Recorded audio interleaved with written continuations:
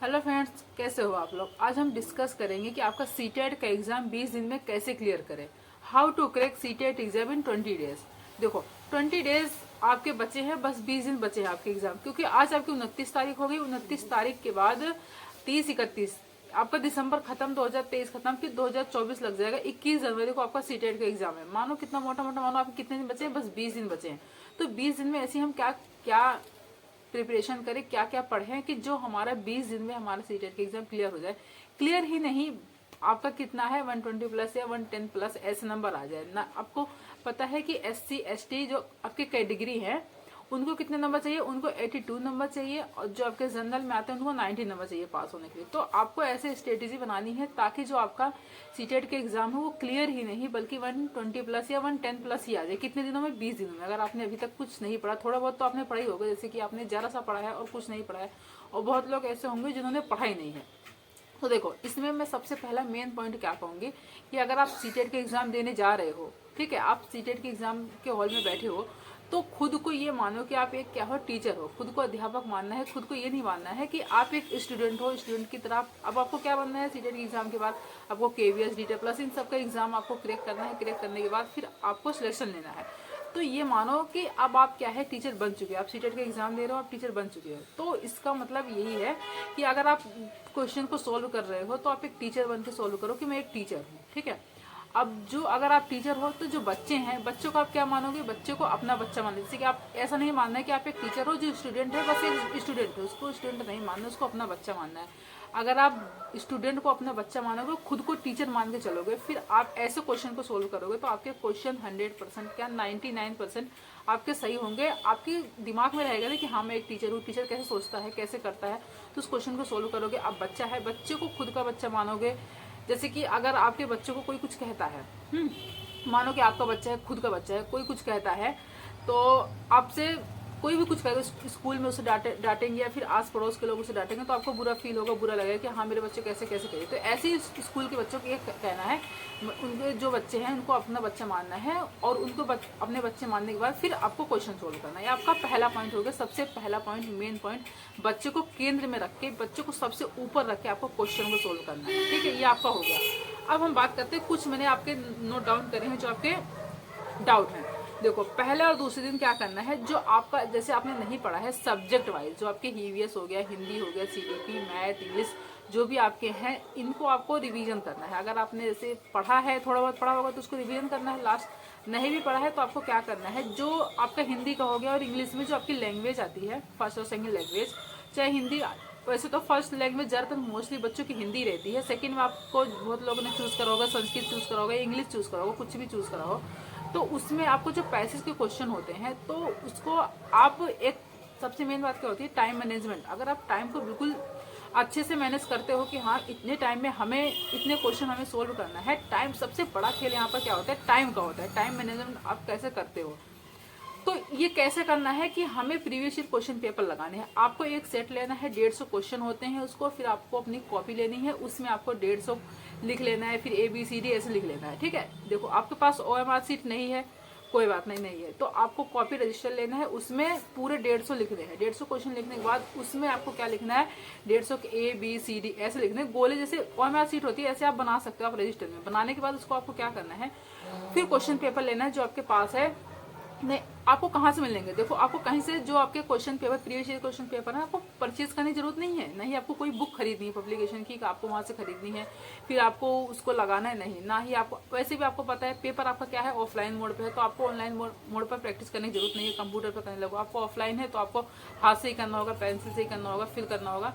तो आपको रजिस्टर में ऐसे लिख लेना। लिख लेने के बाद 150 क्वेश्चन, फिर आपको जो आपका जो क्वेश्चन है प्रीवियस ईयर क्वेश्चन वो आपके सीटेट की वेबसाइट पर ही मिलेगा, CTET.nic.in पर, उस पर मिलेगा। उस पर आपको क्या करना है, उस पर जाओगे, उस पर जाने के बाद सारे जो आपके क्वेश्चन पेपर प्रीवियस ईयर सारे आ जाएंगे। उस वहां से आपको क्वेश्चन लेना है, या फिर प्रिंट आउट निकाल सकते हो, या फिर 2 फोन ले सकते हो। ऐसे वैसे तो एक ही फोन की जरूरत पड़ेगी, क्योंकि आप जो 150 क्वेश्चन रहेंगे उसको आप एक रजिस्टर में अपने लिख लोगे, नोट डाउन कर लोगे, फिर आपको फोन से आपके क्या है क्वेश्चन सोल्व करना है।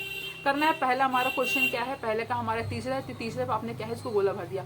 दूसरा का हमारा क्या है, चौथा है, फिर गोला भरते हुए चलोगे, 150 क्वेश्चन आपने कर दिया। अब उतने ही टाइम में आपको सोल्व करना है, ये देखकर करना है जितना टाइम आपको एग्जाम में मिलता है, सीटेट के एग्जाम में उतने टाइम में आपको करना है सोल्व। जब उतने टाइम में आप उसको सोल्व करते हो, फिर आपको पता लग जाएगा कि हाँ, फिर उसमें से आपको चेक करना है कि आपके कितने क्वेश्चन सही बन रहे हैं। अगर आपके इतने क्वेश्चन सही बन रहे हैं, अब कुछ क्वेश्चन उतने टाइम में करना, कुछ क्वेश्चन आपके छूट जाते हैं ना, जैसे 10 क्वेश्चन 15 क्वेश्चन की नहीं आप सोल्व कर पाते हो, तो उसको क्या करना है, उसको भी छोड़ देना। अब आपको सबसे मेन बात क्या है कि आपको ऐसा क्वेश्चन सोल्व करना है, ऐसा नहीं है कि सारे क्वेश्चन सोल्व करने के बाद बिल्कुल ये मानो कि आप 150 क्वेश्चन सोल्व कर रहे हो, तो बिल्कुल ये मानो कि आप एक एग्जाम हॉल में बैठे हो, सेम वही टाइम मुझे मिला है, सेम वही में आप टाइमर लगा के रख लो, सेम वही टाइम मिला है, सेम सब कुछ वही मिला है, उतने ही टाइम में आपको क्वेश्चन को क्या है सोल्व करना है। तो इसमें क्या करना है आपको, जैसे आपने सोल्व करना शुरू करा, जो पहले पेज का होता है, जो दूसरे पेज का होता है, उसको पढ़ा, उसको आपने सोल्व करा, फिर तुरंत हाथों के हाथ आपको क्या करना है, बिल्कुल गोला भर देना है।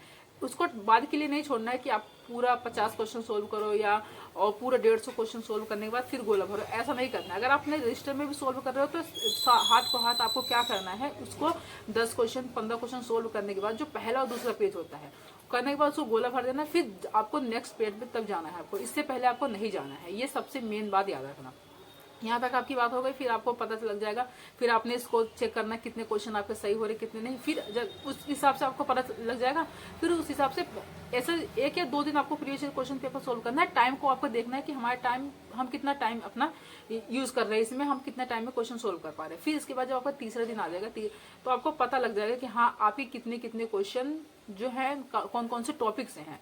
आप कुछ क्वेश्चन जो आपके गलत होंगे, जैसे 20 क्वेश्चन हो गए, 30 क्वेश्चन, बहुत लोग के 30 क्वेश्चन गलत हो गए, 40 क्वेश्चन मानो गलत हो गए, आप 40 क्वेश्चन को उसको उठाना है, देखना है कौन सा टॉपिक है आपका, किस टॉपिक से आपके क्वेश्चन गलत हो रहे हैं, फिर आपको वो टॉपिक निकालना है, चाहे आपका हिंदी, ईवीएस, मैथ, कोई से भी सब्जेक्ट हो गया, उसको निकालना है, फिर उसमें वो टॉपिक पढ़ना है, एक बार रीड करना है, रीड करने के बाद ज़्यादा टाइम लगेगा, रीड करने के बाद फिर आपको क्या करना है, आगे बढ़ना है, फिर उसके बाद करना है। फिर इसमें सबसे मेन बात आपकी क्या आ जाती है, जो आपका मैथ का है, जिसको न्यूमेरिकल के क्वेश्चन सोल्व करने नहीं आते हैं, आपको बहुत लोग कहेंगे कि न्यूमेरिकल नहीं आता, हम लास्ट दिन में अब क्या करें। देखो आपको जो न्यूमेरिकल का क्वेश्चन है उसको साइड में रखना है, बिल्कुल 20 दिन में आपको पढ़ना ही नहीं है न्यूमेरिकल, ठीक है। जो हल्का फुल्का आपको आता है वो आपको सोल्व कर लेना है, नहीं पढ़ना, क्योंकि आप इसमें टाइम वेस्ट करोगे। आपके मैथ के न्यूमेरिकल क्वेश्चन आपको क्या सोल्व करना है, पेडागोजी क्वेश्चन, 15 नंबर के जो पेडागोजी क्वेश्चन होते हैं मैथ में, उसको सोल्व करना है। बाकी आपको पता है 15-15 नंबर के सारे पेडागोजी क्वेश्चन आते हैं, तो 15-15 नंबर में आपके 75 नंबर के आपके पेडागोजी क्वेश्चन हो गए, इसको ज़्यादा यूज करना है, ज़्यादा सोल्व करना है। मैथ के न्यूमेरिकल को आपको बिल्कुल साइड में रखना है, उसको पढ़ना ही नहीं है, बस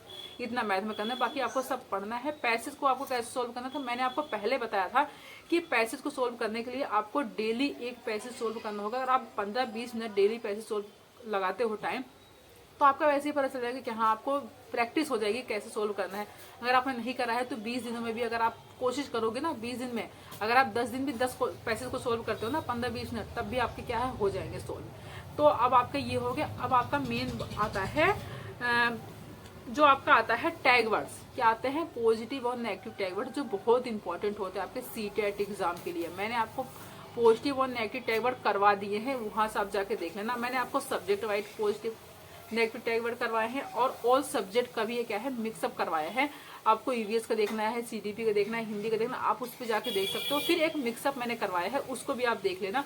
वैसे मिक्सअप देख लोगे कि आपके लिए ज्यादा बेटर रहेगा, क्योंकि सारा उसमें सब कुछ आ जाएगा। सब्जेक्ट वाइज क्या देख लोगे, टाइम आपका खराब होगा।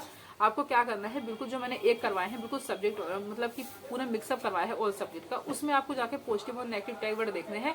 और मैंने पॉजिटिव नेगेटिव टैग वर्ड करवाने के बाद मैंने क्वेश्चन भी करवाए हैं कुछ, कि क्वेश्चन को कैसे यूज करना है, इसमें कैसे सोल्व करना है। फिर आप उसको देख लेना, उसको देख करने के बाद फिर आपको ना पता लग जाएगा। आपको पता है कि बच्चों को हमें क्वेश्चन में कैसे आते हैं, आपको पता है पॉजिटिव नेगेटिव टैग वर्ड कौन से होते हैं, केवल, ही, मत। हमें बच्चों को केवल इस चीज के लिए पढ़ाना है या केवल इस चीज के लिए पढ़ाना है, तो नेगेटिव टैग वर्ड हो जाते हैं ना। अब हमें बच्चों के लिए प्रोत्साहित करना है, ये सब आपके पॉजिटिव टैग वर्ड है, तो आपको पता है, एक बार आप देख लेना।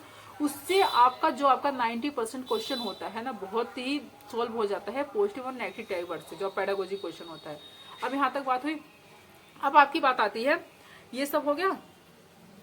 मैंने आपको पहले ही बता दिया कि आपको किताब खरीदने की जरूरत नहीं है, परचेस करने की जरूरत नहीं है, ये सब आपको मिल जाएंगे खुद के। अगर आपने नोट्स बना रखे हैं तो ठीक है, नहीं बना रखे हैं तो 20 दिन में आपको ज्यादा सबसे फोकस कहाँ करना है, प्रीवियस ईयर क्वेश्चन पेपर। बस अगर आपने अभी तक कुछ नहीं किया, प्रीवियस ईयर क्वेश्चन पेपर आपको कहाँ से मिलेंगे, वो भी आपके सीटेट की वेबसाइट से ही मिलेंगे। वहां से आपको जाके डाउनलोड करना है, फिर क्वेश्चन को सोल्व करना है। आपको ऐसे टाइम बचाना है।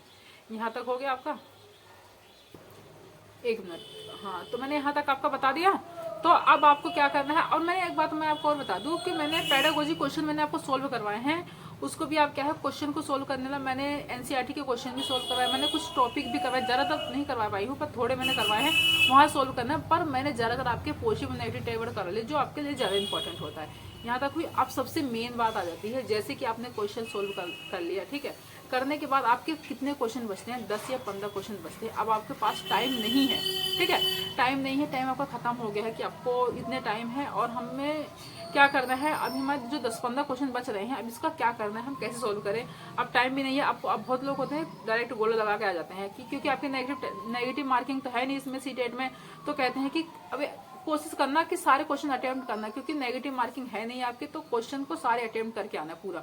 अगर आपको 10 से 15 क्वेश्चन बचते हैं, तो आपको लास्ट टाइम में आपको क्या करना है, ज्यादातर आपको क्या करना है, जो सी वाला ऑप्शन होता है ना, सी वाला ऑप्शन, उस पर आप गोला भर के आ जाना, पढ़ना ही मत, सी वाले ऑप्शन पर गोला भर के आ जाना।